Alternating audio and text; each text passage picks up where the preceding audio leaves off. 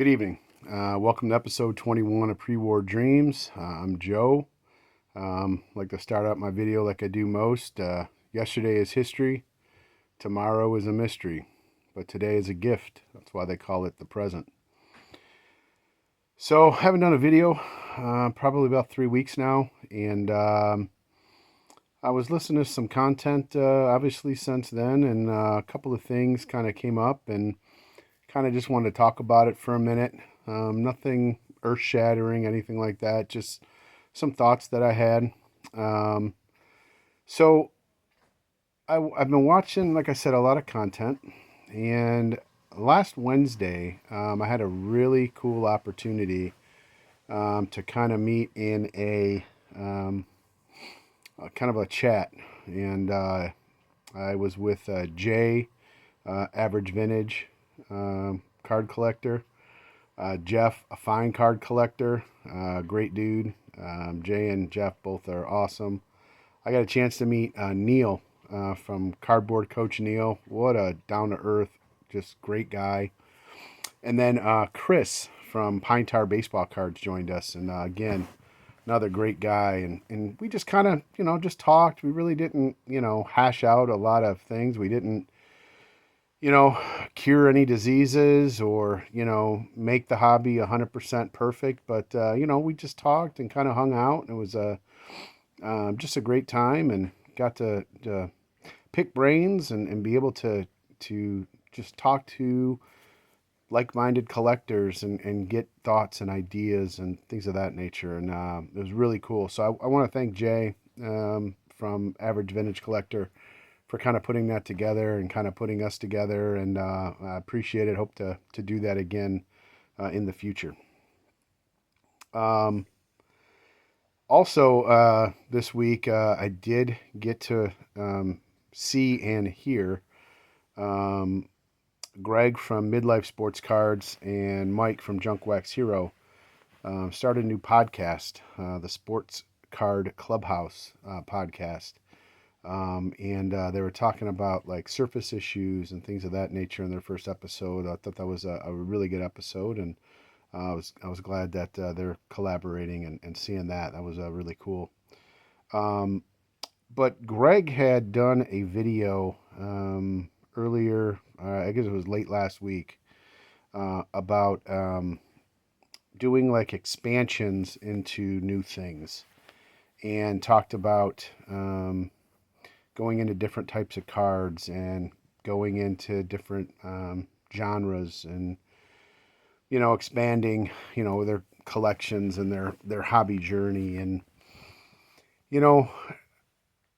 like I said, I've been watching a lot of content, and I've been seeing just guys getting some awesome cards, and I am not the jealous type. I'm the type where a person that's just happy for seeing people hit certain goals, hit certain accomplishments. I don't take the attitude of, oh man, I mean, they got this card or they got that card, man, I want that card. Or I don't feel that way. I genuinely, I'm just happy for people that add to their collections and add cards that they like. And I think that's really cool. It's just kind of a positive way that I look at the hobby and look at the community. So I was thinking, I can't be the only one that thinks about this. If I am, then I am, and that's fine. But is it okay in the hobby to be jealous? Is it okay to have jealousy in a way about, you know, collectors getting certain cards, or you're watching a video and somebody brings out a card that is really high on your want list? Is it something where it's a jealousy thing, or is it something where you just feel genuinely happy for that collector and getting that particular card? And you know, the way that I look at it is that I'm happy for the person. I'm happy for the collector.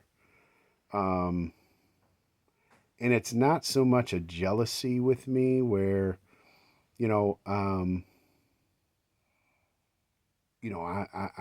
gonna have, a bad thought or something like that about somebody. I think what you have to do is take perspective on where you are in the hobby individually. Um, you know, I've probably seen 100 to 200 Ty Cobbs on different channels. And Ty Cobb for my collection would be the number one card for my collection. I know that I'm years away from getting a Cobb. Realistically, I'm probably 5, 6, 7, hopefully not 10 years away. But also, I kind of look at it as because I'm that far away, am I ever realistically going to get one? I mean, if I wait 5, 6, 7 years for a Ty Cobb, and I'm looking at a Cobb now, let's say that's $4,000, let's just say, hypothetically. In 5, 6, 7 years, I mean, is that going to be a $7,000, $8,000 card? Could be. Um, and then at that point, I probably would definitely have to reassess. That doesn't fit into my budget. Um, so I don't think it's so much a jealousy of YouTubers or the YouTube community and specific cards that different collectors get. I think it's just jealousy that I wish that I had that type of discretionary income to be able to get it. And that's something that we all have to balance and we all have to deal with. Um, it doesn't make it any easier. It doesn't make it where I want a card less. I don't want a Ty Cobb less because right now I can't get it financially or anything. But at the same time too, I mean, yeah, there's a little bit of jealousy if I, see somebody with a Ty Cobb card they're showing on their channel and I'm like, dang, like I really want one. But at the same time, as you can see, I'm smiling about it because I'm glad that they have it in their collection and I hope to get there one day. Um, the other thing I've been hearing a lot is about this potential bubble or frothiness or whatever you want to call it in the hobby. And obviously, I did a few videos ago after, I think it was the Sunday of the National, where I talked a lot about how just a lot of these dealers and the prices on a lot of these cards are, in my opinion, a little bit out of control. A little bit too rich for what I'm seeing and what I'm watching on different channels and or seeing in different cases when Orlando or somebody like that goes to a show and shows cards. Um, but I think that's just part of life. I mean, you're just not going to get everything you want in life. I mean, you do your best and you work your tail off and you get what you get and you can aspire to get more and you can aspire to get higher level cards or whatever that means. But it's something where um, I just feel like there may come a point, especially with the Cobb, I may have to reassess. I may have to think or go another route. Um, and I'm not going to be happy about it, but it's it's just a reality. Um, I think right now the hobby, from my point of view,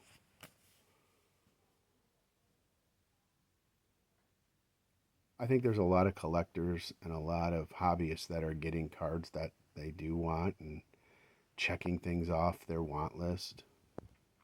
Um, I think that there's still card shows, that are plentiful, and people are still going to them and buying. Um, I can say, like, when I was talking to the guys on Wednesday, I haven't bought a card since Strongsville. I bought the card Saturday at Strongsville. That's the last card I bought. Um, been thinking about some possible different directions to go to right now. Um, been thinking a lot about vintage football, and being an avenue that I go to, and kind of just, I don't want to say pausing vintage and pre-war baseball, but that might just be something that I have to do just from a price standpoint. Um, I mean, if you figure, the top vintage player, football player of all time, let's just say it's Jim Brown, hypothetically. So, and let's say the greatest baseball player of all time, let's just say, is Babe Ruth. There's a heck of a lot of less zeros to buy a Jim Brown card than a Babe Ruth. Same thing if you go down to Lou Gehrig versus Otto Graham, or Ty Cobb versus Bart Starr, or Willie Mays versus Joe Namath. Um, it's just an avenue that I'm kind of thinking about, that I may have to venture in, because if vintage baseball stays this hot and only gets hotter, um, and hypothetically there isn't this frothiness or a bubble that's in the hobby, I might have to take different avenues. Um, I think as a collector, and especially in my situation where I don't buy a lot of cards, I'm very particular and specific about cards that I get. Um, Full disclosure, this year, and I was telling the guys this on Wednesday in our chat. I mean, I've bought 7 cards this year, and I'm very happy with all 7. I don't know if I wish it was 17 or 27 or 107 cards I bought this year, but I'm glad that I have the 7 that I have. I think that there comes a point where it's okay to take a little bit of a break from the hobby. It's okay to still be involved in the community, but take a break from buying in the hobby. And that's where I'm at right now. Just have other commitments, and priorities that I have to do, unfortunately, other than just go out and spend money on baseball cards.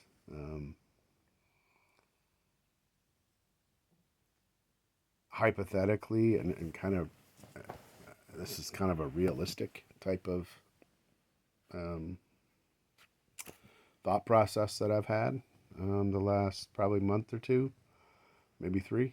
Um, I actually might not buy a card until Strongsville next year. So it might be a year between cards for me. I'm not very happy with that. It doesn't sit well with me, but it's just realistic. If if if the card market's going to be high, and I want to still buy pre-war and vintage baseball, I either pay the prices right now or hope for something to happen, and, and that's it. There's still cards that I want. There's still players that I want. Um, but sometimes, the pool just gets a little deep, and you have to go back to the shallow end a little bit. Um,